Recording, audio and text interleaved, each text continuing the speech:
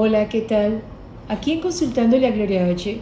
vamos a hablar de una enfermedad moderna, de una enfermedad que está tomando muchísimo fuero, de una enfermedad que se está volviendo una plaga. No solamente la pandemia fue la única plaga que vivió el mundo.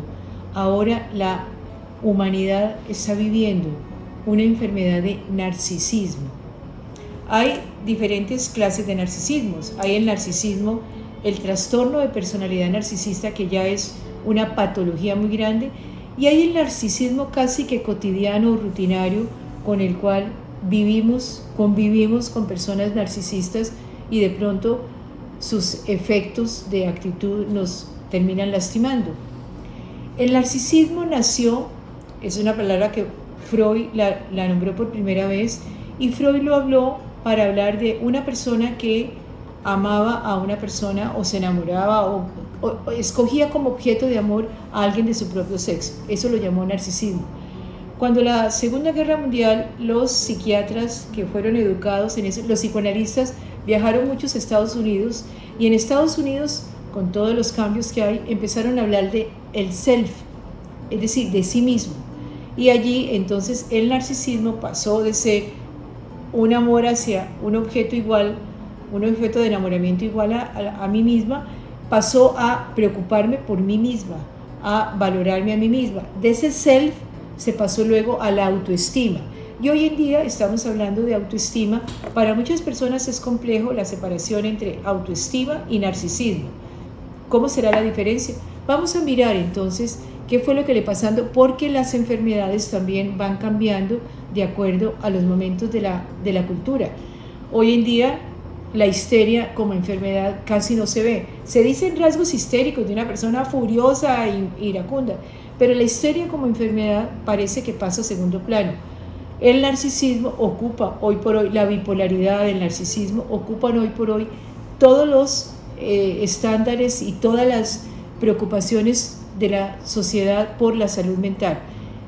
Fíjense lo paradójico, cómo ha cambiado la cultura de tal manera que en el 1920 se les hizo a las mamás unos cuestionamientos sobre qué era lo más importante que ellas esperaban para sus hijos. Y las mamás contestaron en el 1920 que ellos quisieran que sus hijos fueran obedientes, estrictos, tuvieran una lealtad hacia la iglesia y que tuvieran buenos modales. Es casi que hace 100 años. Entonces eso era la educación enfocada hacia esa forma. Pero ¿qué sucedió? Luego se hizo otra encuesta en 1988 y entonces se volvió a preguntar a las mamás, ¿ustedes qué quisieran para sus hijos como características fundamentales de educación?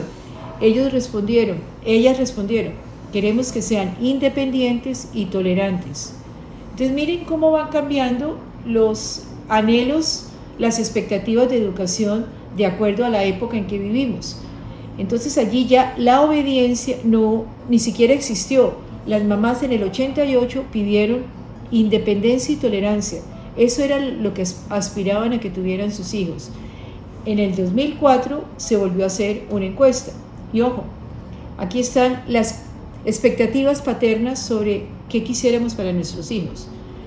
Obedecer, sí, la pusieron muy importante, que mis hijos les gusten a los demás, bien importante aquí para la construcción del narcisismo, que sean admirados, bien importante, que piensen por sí mismos, que trabajen mucho y que ayuden a los demás. De estas 6 condiciones hay 2 expectativas de padres que son bien valiosas, que piensen que sean admirados y que gusten a los demás. Entonces aquí empezamos a enfocar tú quién eres, qué tan agradable eres, qué tan atractivo eres, qué tanto vives para agradar, qué tanto los amigos te incluyen, qué tanto tú encajas en el grupito social. Y desde ya, con esas expectativas de papá y mamá, en el 2004 ya estábamos enfocándonos mucho a mi hijo, que sea agradable, gustador, que sea atractivo, que sea llamativo.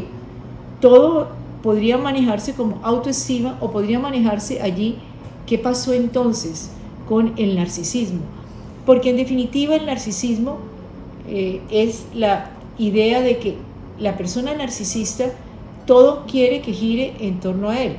Acuérdense del mito de Narciso. Narciso le queda mal a su amor Eco. Eco se venga de él, le duele muchísimo a Eco el dolor de que Narciso no la voltee a mirar.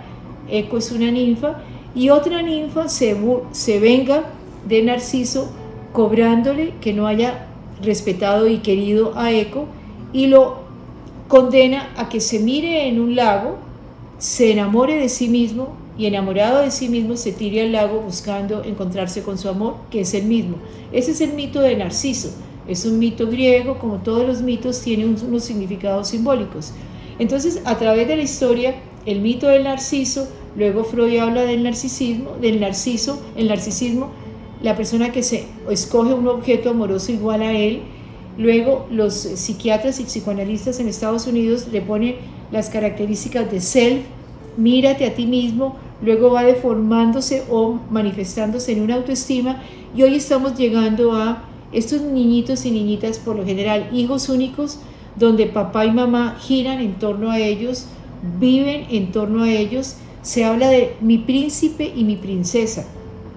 Sí, son frases, pero el poder de la palabra es muy fuerte. Y acuérdense que príncipe y princesa significan que allí hay gente que está al servicio de ellos en casa y que tenemos que cuidar a esos príncipes y princesas. Este niño o esta niña se vuelven absolutamente, dijéramos, prepotentes. Tal vez la característica más fuerte de un narcisista y que más es la arrogancia. Porque este niño, esta niña, este adolescente, este hombre, esta mujer, no se contactan, no hacen empatía con el otro, son muy crueles. Fíjate si tus hijos, cómo tratan a los animales, a veces tienen una cierta violencia con las mascotas, disfrutan haciendo daño, disfrutan riéndose de alguien que le hacen bullying. Todas esas cosas marcan la característica de una personalidad arrogante, prepotente, narcisista. Me importa un bledo el mundo, y voy construyendo una manera de mirar la vida donde yo me aíslo de los demás y donde yo espero que los demás están al servicio mío, príncipe y princesa.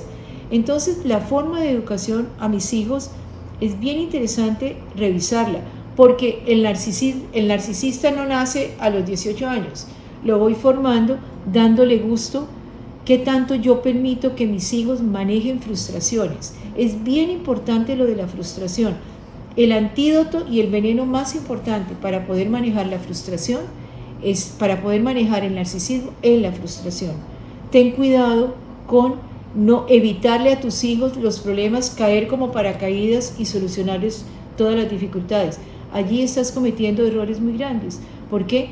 Porque no los estás preparando para la vida, los estás preparando para que vivan en ese castillo imaginario de príncipe y princesa con papá y mamá, pero ellos no van a vivir allí. Y lo que es peor, los educo para evitarles el sufrimiento, les doy gusto, los complazco en todo, trato de que no tengan problemas, y no los hago más felices, los hago más infelices porque no saben manejar la frustración. Y aquel ser humano que no logre manejar la frustración está condenado, dijéramos, está casi que condenado a un sufrimiento eterno, a una inestabilidad, a no encontrarse consigo mismo, porque el sufrimiento te conecta con la vida, pones los pies en la tierra y empiezas a manejar situaciones reales. Tú no puedes evitar entonces que tus hijos no sufran. Además, es la vacuna para el narcisismo. Si sigues pensando, les doy gusto en la comida, me piden un objeto y salgo corriendo a comprárselos, porque este narcisismo también está muy unido al consumismo. Para poder agradar, para poder ser importantes, para que los demás los admiren, les voy comprando todo lo que pidan y lo que me exijan, y termino construyéndoles un infierno de vida, porque nadie va a poder convivir con ellos y les va a dar rabia, van a ser crueles, pueden ser vengativos, se pueden burlar muy fácil del otro. Sí, el humor es una cosa muy particular, pero el niño o la niña que se burle muy fácil, que sea un burletero, termina con el riesgo de ser una persona atropelladora, una persona que termina lastimando a los demás. Y nosotros tenemos que educar en las buenas cualidades, en la cualidad de la gratitud, de la solidaridad, de la compasión. Un narcisista no maneja ninguna de estas situaciones. Hay que tener cuidado entonces cómo educas a tus hijos. Acuérdate, herramientas fundamentales: manejo de la frustración, no vivir para complacerlos, no solucionarles todas las dificultades, tratar de manejar la realidad, que enfrenten los problemas, no se los soluciono yo no les sirvo de mampara. Si hizo un daño, si tiene que enfrentar un lío, yo lo puedo acompañar, pero yo no le quito a mi hijo la responsabilidad de enfrentar las situaciones que él genera, situaciones difíciles. El narcisismo se construye en casa. ¿Estás educando a un narcisista en tu casa?